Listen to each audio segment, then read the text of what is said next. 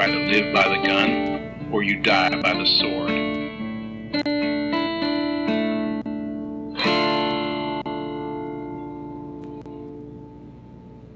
Welcome to the Good, the Bad, and the Weird podcast MicroViews. I'm Nicho. And I'm Chris. And today, following up our Disney Snow White, we wanted to see what the country of origin would do after the popularity of Disney's adaptation. So we decided to do 1955's lesser-known Schneewittchen und die sieben Zwerge. Also known as... Zwerge. Also known as Snow White and the Seven Dwarfs, the German one. Yeah. And also we have that rule of 2 years, but we didn't want to do the new Snow White, so... No, and honestly, this one is maybe more interesting because you can tell what parts they liked of the Disney movie. And what parts they thought were crap. Yeah, so this one is directed by people that probably, they didn't do a whole lot, but... No. Eric Kobler, based on Jacob Grimm and Wilhelm Grimm. Yes, they do specifically say this is based off of the original works. None of that Disney bullshit. Yeah, written by Konrad Lustig and Walter Omichen. Yep, those are people, and I couldn't find much on any of them. I'm sorry, guys. They've only done, they only did a handful of movies. And the only person that is of note is Elke Arendt as Schneewittchen. Yeah, the Snow White. And I will say, starting off, this movie is so much closer to the original story. I will give them that, and I do think they handle it in a very interesting way. As someone who's seen a lot of Snow White content, it ranges from Disney styling, where it's loosely based off of, we got the idea, but we're skipping a bunch of steps, right? Yeah. To this one, where, okay, this is fairly an accurate translation. Like, we've got all the steps, we got all the characters, and it keeps the very overly fairy tale styling of nobody gets a name, everybody's just the witch, the queen, the maid, like... Except for the dwarves, because that's the one thing about this movie. I love these dwarves so much. Because if I remember right, in the original story, the dwarves don't have names, and Disney was the first one to, really, really bring that to the forefront and to name them properly. Yes. I love that this one they went, oh, that was fun, we should name our dwarves, but we don't want to get sued. We need new names. Yeah, their names also, by the way, the dwarves in this movie all pertain to children. Yeah, just kids in costumes. It's shocking because we watch the English version, but they keep the voices fairly close. Yeah. So, you hear children. It's not even like they dubbed over with adults. Yeah, and it's because the only HD version of this... But by the way, this is all on YouTube. Yeah, for free. The only HD version is in German with 0 subtitles. So. And I don't speak enough German to get through that. I'm sorry. Neither do I. But the names of these... I love these children so damn much. The English names, and I couldn't understand the German ones well enough, but the English names are Whitey, Bushy, Eddie, Teddy, Freddy, Black Cape. Yeah, I don't know what he's doing here. And Bim Bam. Bim Bam is clearly meant to be their dopey. Yeah. But he's less dopey, because again, these are all normal-ass children who were pulled from the Susan Boham dance troupe, which is why 3 of them can do backflips. Well, a fun little bit, I did actually watch that section when they introduce themselves in German. Oh, good. Guess which name is the same in both movies? It's gotta be Bim Bam, right? Bim Bam. Yeah. Bim Bam's the same in both versions. Because Bim Bam sounds like something you name an idiot. They went, oh, Dopey's a good name for a dwarf, but he's gotta be the only stupid one. Everyone else will do something like they did where it's vaguely descriptive and or a normal name. Yeah. Das ist mein Freund Bim Bam. And Eddie, Teddy, and Freddy, Yeah. who are introduced just like that, in case you're questioning. But my favorite part out of all of this is even early versions of Snow White typically used actual little people for their dwarvish roles. That was pretty common, even overseas, even in Germany. So seeing normal-ass children in beards coming over the hills, and then choosing not to dub over them, just having them children sing their version of the dwarf song, was jarring, and I love it. Well, even then, like, their digging song, they climb a hill that's very similar, and like it's almost exactly the same. Yeah, it is great to see. It's just, oh my goodness, it's beautiful. It's wonderfully done.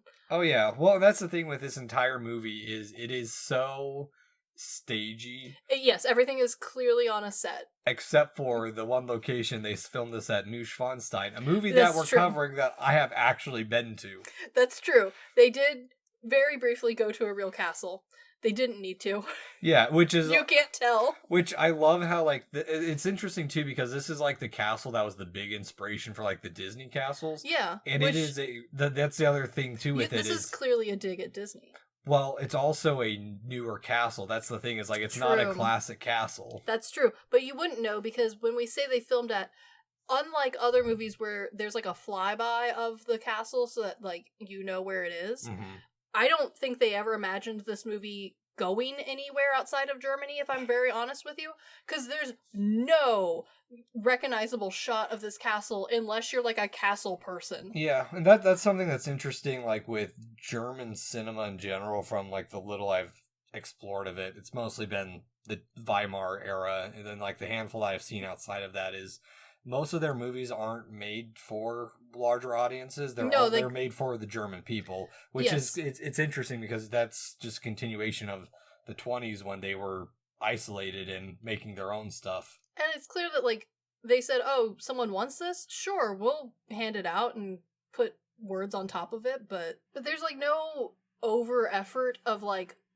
making this for other people. Like this is so aggressively like the German version of the tale. Well, it's I don't think it's just left to the German one, because I've gone through a handful of technically Italian adaptations and a French one. Yeah, they do but too. They're all, well, the Italian one is it's a localization of a Japanese animated series that they cut down into an hour and a half. Oh, okay. You get some weird cuts. Yeah, I bet. So like there's a lot of weird stuff that happens, especially their Sleeping Beauty one is it is the weirdest. Yeah. Next to the weird French one that I watched that's set in the West, and Cinderella loses her tooth, and that's what identifies her instead of the golden slipper. You know, honestly, that from a real world standpoint, a tooth would be more accurate. Yeah. You know, dental records and DNA and all, but no, okay, but here's the thing. This movie's silly,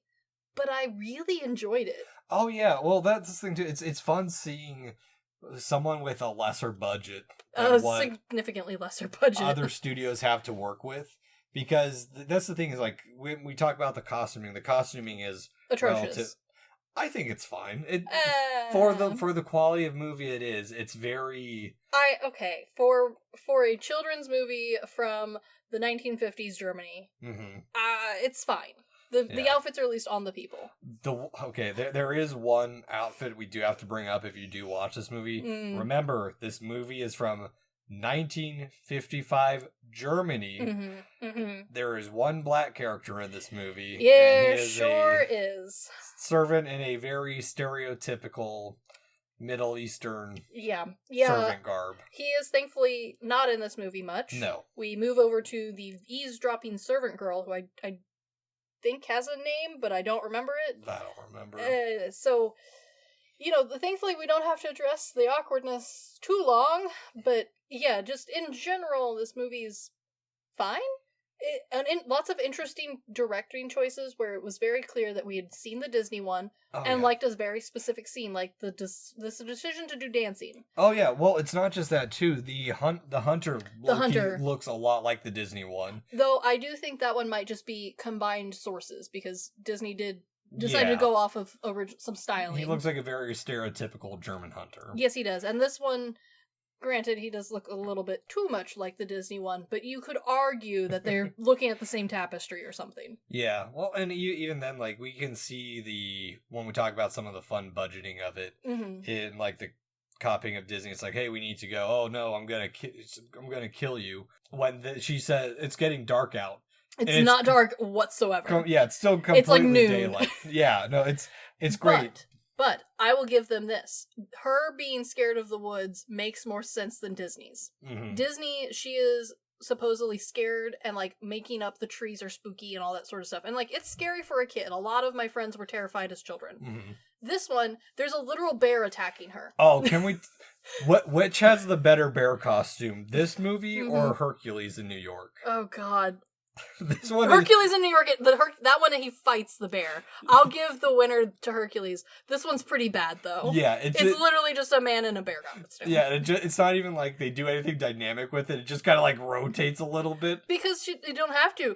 The bear doesn't even do anything to her. He's minding his own damn business. She runs into him, screams, and then runs away. Yeah. Well, fun little bit with that too is in the Japanese adaptation of the cut down TV version. Mm-hmm. Same thing happens. He fights a bear. He fights a bear. Yeah. Yeah. But think about it though. Bear is scarier than a tree. Yeah. Even if the tree has eyeballs, I would argue the bear's scarier. When you're getting caught up in it as you're trying to run, so... I mean, don't get me wrong. Thematically, yes, scary, but this is a German movie. I know how they think. This has to be logical in some way. Yeah, it kind of makes me think of when we did Daimajin. Exactly. Yeah. Exactly. That wood scene where it's just like, oh, it's kind of spooky. We have this rough editing of, oh, it's just a tree branch. Exactly. So I'll give them there. And the other thing that I do like is... this one plays a more delicate balance with the age of Snow White than Disney's. Yeah. And I think a lot of that comes from that this studio and the director clearly wanted to be very truthful to the source material. You can see that very clearly. Styling, the costuming is all trying to be a certain style and period. Mm-hmm. Which does unfortunately mean that Snow White is a child. Yeah. Little awkward, seeing as we get married at the end of this movie. Well, and how that's the other thing too is like people bring up, oh, the prince. It's like from the original story, they're probably roughly the same. Well, no. Well, okay. No. And I'm forgetting that back then, yeah, it's still older men. Yeah, but I mean, first off, I will give that I do like that this one gives the prince more backstory. Mm-hmm. It's still not a great amount of time that they've known each other, but it's at least something. Whereas the Disney one gets a little bit wrapped up into the time period it was animated in, as opposed to, like, the source material like this one does. Yeah. So you get some, like, controversy now where people are like, I feel like that Snow White and that prince don't really know each other. Like, you feel like you're missing a lot of context, and a lot of that comes down to the time it was made, and, like, the styling. Well, and also heavily playing on that love at first sight, kind of. Oh, 100%, and I like that this one gives the prince a little bit more time. But something I will praise Disney doing is they make Snow White more ambiguous on, like, how old everyone is. Mm-hmm. So you can, like, because again, she was meant to be more of a projection for the women of the time and, like, how you can be bettering yourself even in hard times, whereas this one is just the fairy tale, and in fairy tales, children get married. Yeah. So it's like a back and forth of, like, yes, better source material, more faithful to the story, but a little awkward. Yeah. Because, like, it's not even, like, a little bit. She's, like, a lot more kiddie. Well, and a lot of those fairy tales, too, is, like, they don't specify ages, so, like, it's... No, but, I mean, like, they know what they're doing. Like, this is a historic princess. She would have been younger. And, like, at least in, like, other versions, like, she takes on roles like housekeeping, cooking, cleaning... And it's clear that she's, like, the more adult version. Yeah. Because everyone else is, like, a little bit too messy, a little bit too, bachelor pad-esque. Yeah, the traditional female roles and whatnot. Whereas this one, she takes on those roles only after being asked to do them. Yeah. Or you go the route of, by the way, the Asylum, the mockbuster company. Oh, yes. They made a Snow White as well last year. I had forgotten about that. Yeah, I didn't know it was the Asylum until... Yeah.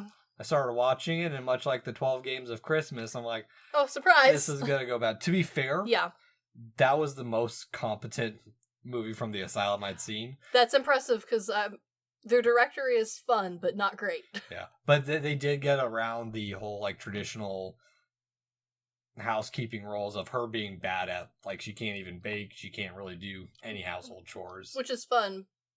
But, yeah, it's an interesting, like, each movie we've seen of Snow White, they take a little bit different role, and a lot of that comes down to playing into which audience they have, right? Yeah. This one, they clearly were making something, they wanted the traditional aspect of it. They succeeded. They got it. Yeah. She even has weird little piggy tails for half of this movie, which are very German. Yeah. Well, and the other thing with this movie, too, is when we talk about comparing it to Disney, is what Disney did animation-wise to make their version of Snow White so much more magical. Yeah, that's true. This one, you can see where they're pulling it from, especially like during the songs. God. Yes. There's just random shots of deer looking in and just... Not just any deer, though. These are not just any deer. These are special deer that live in a state to be hunted. These are special deer. They are too blonde, they are too inbred. And clearly they are like in a pen because there's only one shot of them and they just all turn towards the camera.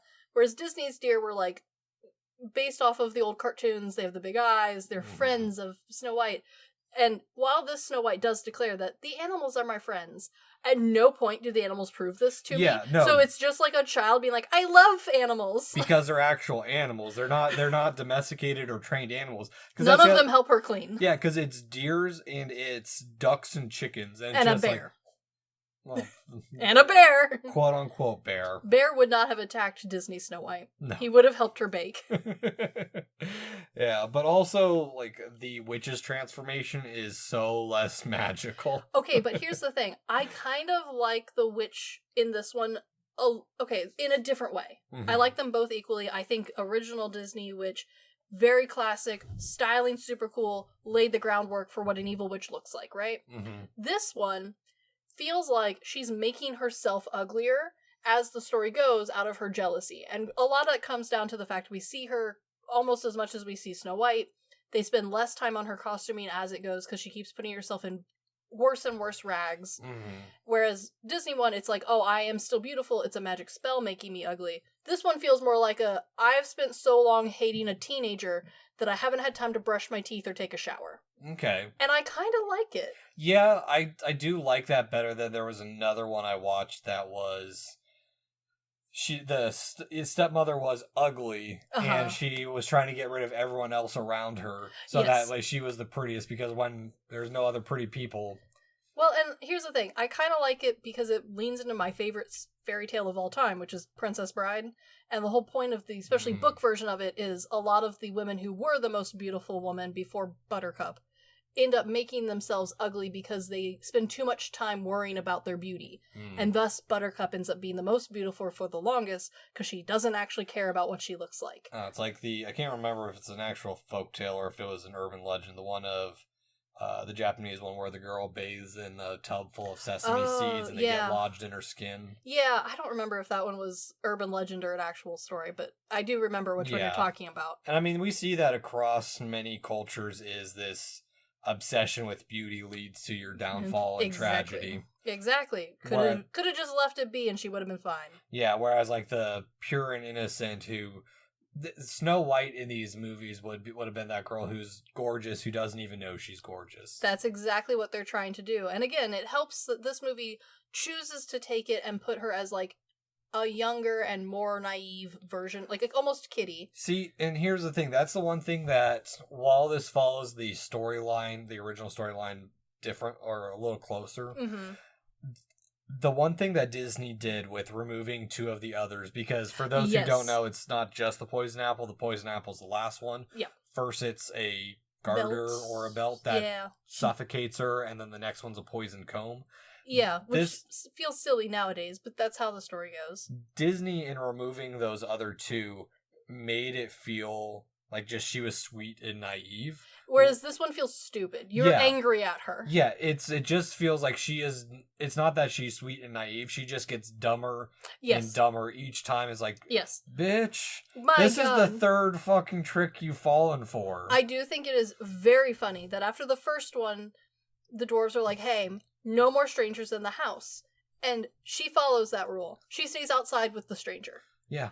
Dumbass. The whole point is that you're inside and the stranger is outside. Yeah. What is wrong with you? Oh, man, so stupid. And at least, like, the other, like, in the Disney one, when she tricks her off, like, they didn't say anything about opening windows. Well, and on top of that, something that I will give the Disney one even more credit for is, again, they were trying to make this apply to more people, right?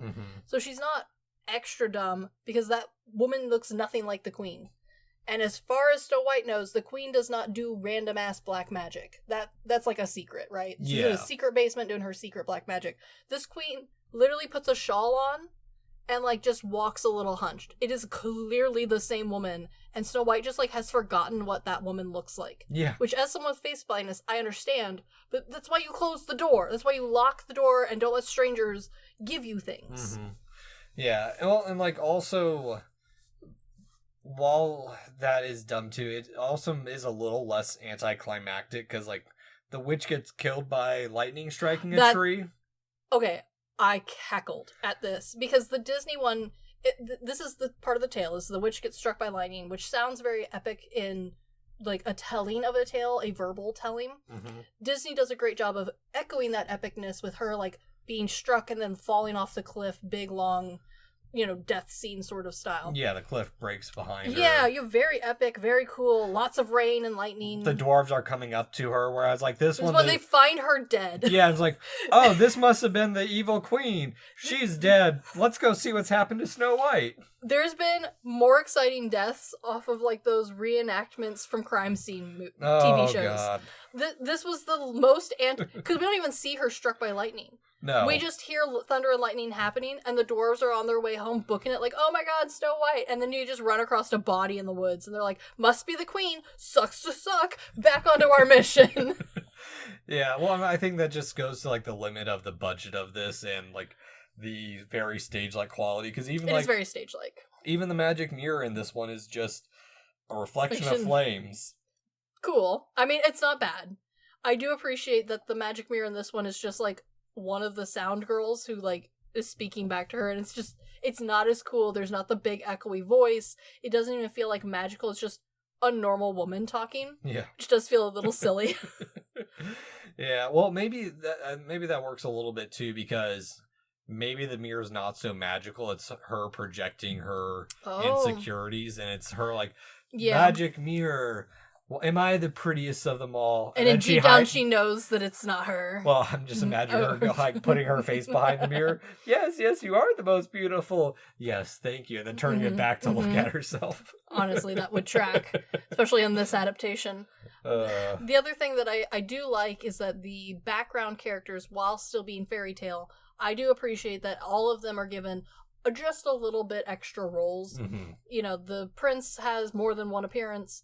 The hunter has, like, a fairly decent role. He feels like his story is full. Even the, like, eavesdropping maid feels like she's in the story for a reason, which is honestly kind of hard to do with these fairy tales, because you don't need, like, background characters in fairy tales normally. You can just have, like, and then the queen did this. Well, because fairy tales are just mostly short form stories that are to teach a lesson, and so, like, the only people that you really care about are the ones who contribute to the story directly. Yeah, and so I'm honestly very pleased that for an hour and a half long movie from the 50s, this felt fairly filled out. It's not even an hour and a half, Chris. It's an hour 60. It's about as long as Disney's Snow White, but it's longer by, like, 3-4 minutes. Well, it helps that while there is song and dance in this movie, it's a lot shorter. The songs are a lot shorter, so we have more time for other shit. And there's only, like, 2 songs total. One of the songs is the same song sung 3 times. Yeah. And it's the dwarf song, and it's bad.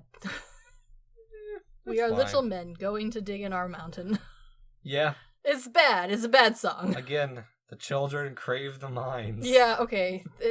There's a lot of silliness in this movie in general. Yeah. So, like, I'm pleased that it wasn't so busy being silly or so serious with sticking to the source material that we didn't have some development of some kind. Yeah, well, it's also nice, too, because it's not the Disneyfication of true love's kiss saving her. It's an accident of, they tripped and the apple fell. Bam Bam trips and dislodges the apple in her throat by dropping her. But that's true to the story, I know.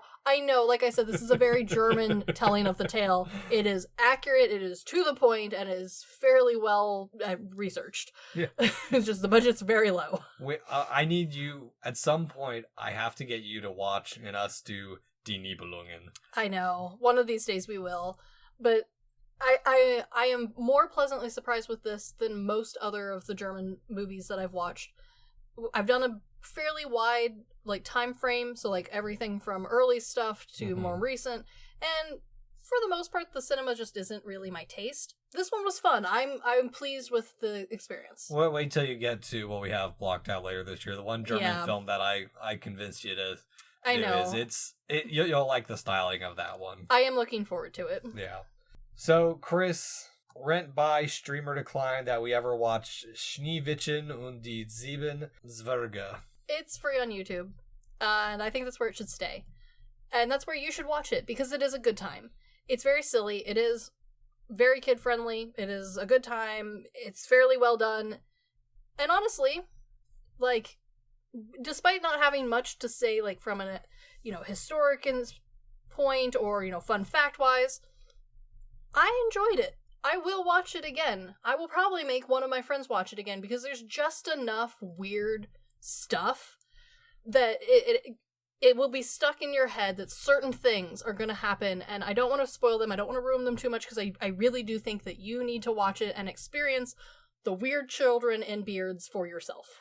Yeah, I gotta say, it is one of those ones where it's a fun watch to have, just do like one and done. Mm-hmm. It is hard to 100% recommend, but I do like it much more than some of these other adaptations I've watched, where it goes completely off the rails and is just a bunch of pop culture Family Guy style references. I completely agree, and honestly, it is kind of a refreshing breath from the majority of the animated stuff for fairy tales.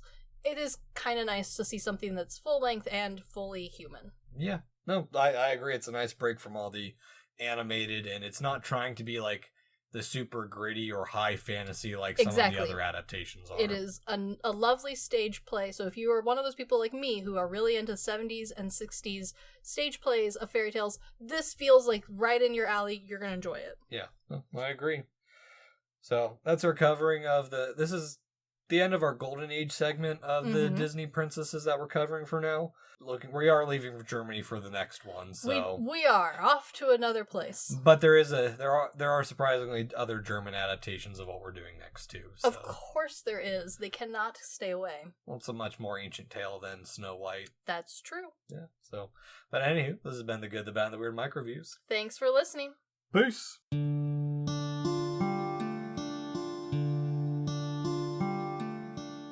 Thank you for stopping by this here town of the good, the bad, and the weird. We appreciate your listenership, and if you want more of our takes in your life, feel free to check us out on social media at The Good, the Bad, and the Weird Podcast, or TGTBTW for short. As well, if we missed a fact, your favorite part of a movie, or just have a suggestion and want to reach out and say howdy, feel free to email us at tgtbtwpodcast@gmail.com. And feel free to join our Discord at The Good, the Bad, and the Weird Podcast, where we talk about movies, just share random banter here and there. And always check out our podcasters, streamers, or any other content creator we shout out in our episodes. We really appreciate it. And as always, thank you for listening. Peace.